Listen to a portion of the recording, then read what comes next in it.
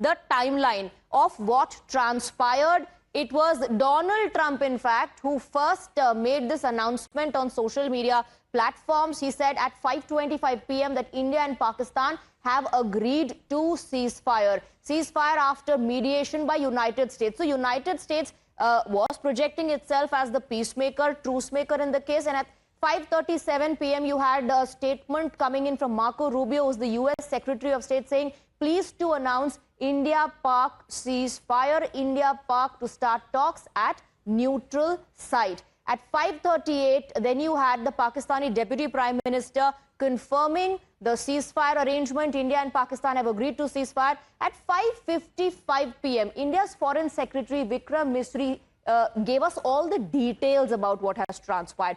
Vikram Misri said, DGMO Pak called DGMO India at 3:35 p.m. So Pak initiated the process of ceasefire. The ceasefire came into effect from 5 p.m. today. This is what the Foreign Secretary of India told us about this ceasefire arrangement. Now, this is why we got that call from the DGMO of Pakistan.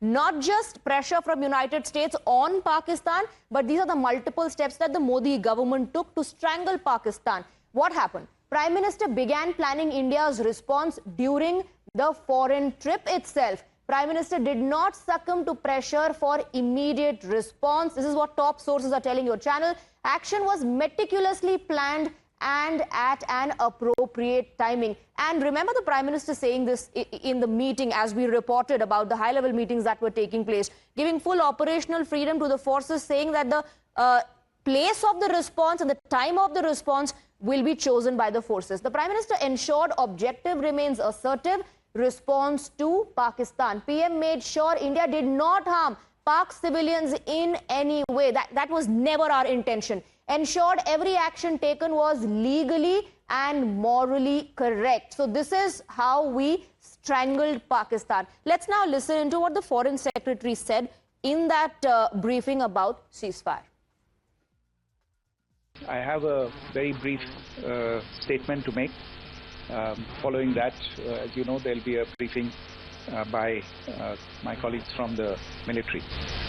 The Director General of Military Operations of Pakistan called the Director General of Military Operations of India at 15:35 hours earlier this afternoon.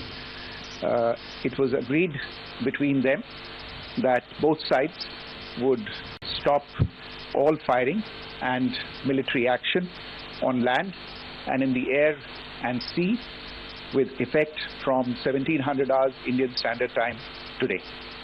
Instructions have been given on both sides to give effect to this understanding. The Directors General of Military Operations will talk again on the 12th of May at 1200 hours. Thank you. We are also now joined by Air Vice Marshal Nitin Vaidya on the broadcast. Air Vice Marshal Vaidya, your assessment and your first reaction to this development. The first reaction is that it's a good step.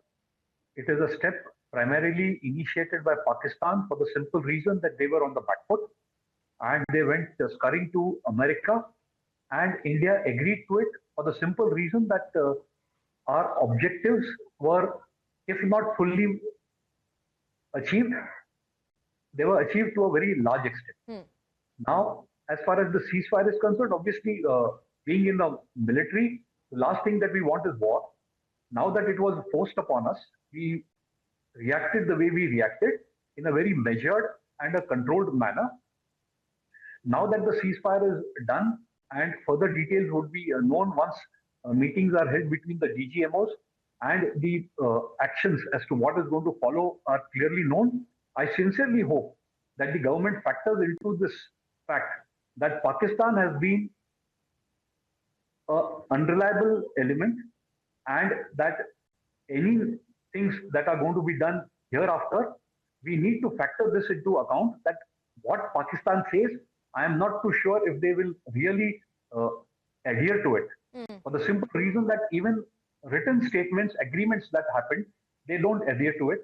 Point in contention is the 1972 Shimla Agreement, which Bhutto signed, and before the ink was dried and he had reached back to Islamabad, he made a statement there that if India hopes that we are going to adhere to it, they are in a fool's paradise. Words to that effect. So I am keeping my fingers crossed. While ceasefire is good, war should not happen. That Pakistan will adhere to what they are doing in spite of India making a statement that any act of terror on our soil is going to be an act of war. And Pakistan fully knows that we are capable of hitting the mainland deep into the territory and hitting them hard and hitting them where it matters. I sincerely hope that they don't get into this kind of a misadventure ever in future. Absolutely. In fact, I believe that must have been factored in, that you cannot trust Pakistan. It's unreliable. And, according to the timeline that we were just talking about, it was around 3:30, I believe, that the Pak DGMO first call. And it was around that time only that, we started getting reports about what the government had decided, Wing Commander Nikita, that any act of terror in the future is equal to act of war. So that stern warning was given. Yes, this is a ceasefire at the moment, but our fight continues. Very true, Swati. This is just a ceasefire. That means there's going to be no military action from the either side. That doesn't mean that we have taken back from our counter-terror stance. When we said that talk and terror cannot go hand in hand. If we are going to have a talk, the terrorism cannot continue. Looking at the report card of Pakistan, if we see, there have been continuous small instances or bigger instances that have been happening from Pakistan side, the act of terrorism 2016, 19. We still have that deep-rooted mistrust in our neighbor. We know they have taken a call for they have asked for the ceasefire, but we still can't be leaving them. We have to be prepared. We have to continue with the alertness. Our armed forces still have to maintain that stance against them. We can't leave them just like that. Absolutely. Dr. Chawla, your assessment, because what would then be called an act of terror? And we have seen in the past that Pakistan has been given such opportunities, and the mindset is the same, to destabilize India or to push terrorism into India's territory. Cross-border terrorism is what Pakistan believes in as proxy war. So, Swati, by saying that any act of terror will be considered as an act of war, I think what India has managed to do is it is defying Pakistan any scope of deniability.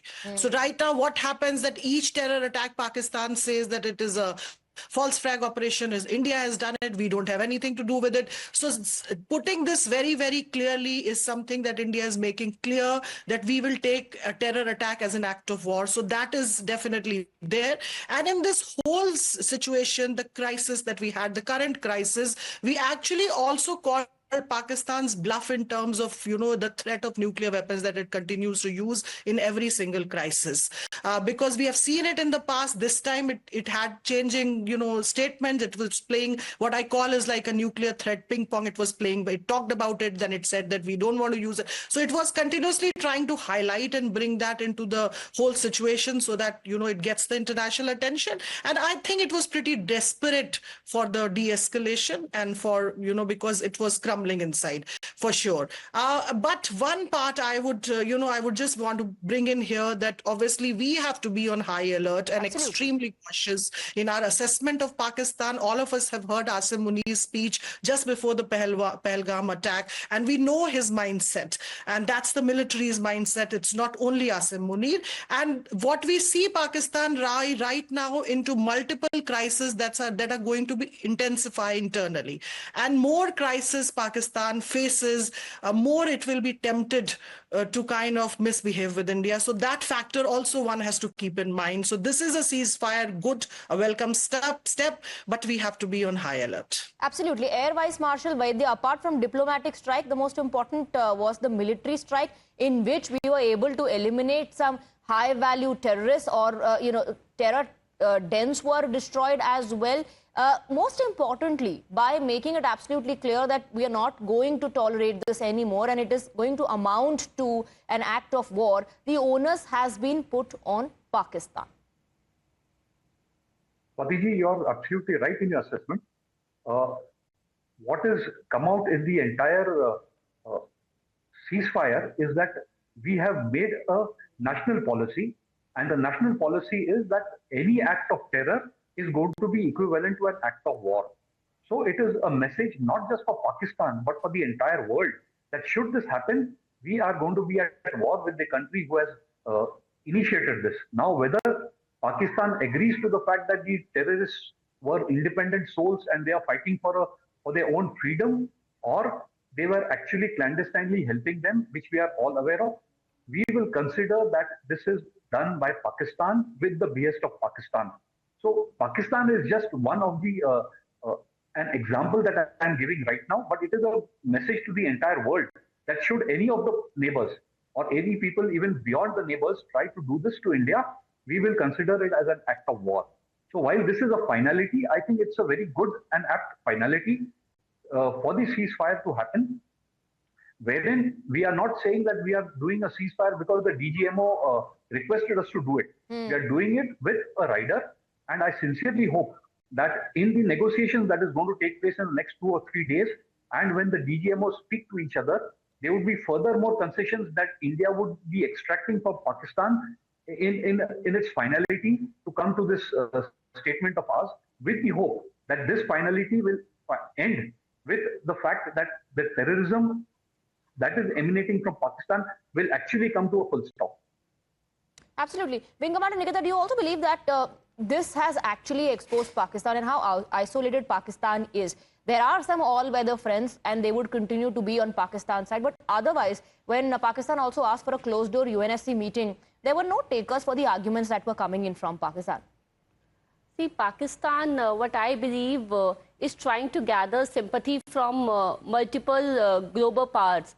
But as we can see, US was also initially maintaining a very neutral stance. We could not see any interference from China, not at all on this kind of occasion where that happened. So the funding that came from IMF, what we can see is there has been no straightforward and a direct support that they have been getting. And I'm sure there have been some backdoor talks must have been happening, some backdoor support that might be given to them that is trying to, help them and give them a power that they can continue. Absolutely. But remember, we've agreed to ceasefire on our own conditions. The diplomatic strike in terms of the measures taken against Pakistan will continue to be in place. Thank you very much, Air Vice Marshal Nitin Vaidya, Wing Commander Nikita and Dr. Shalini Chawla for joining us on the broadcast with your perspective. Very quick break, news and updates, all the developments on the other side.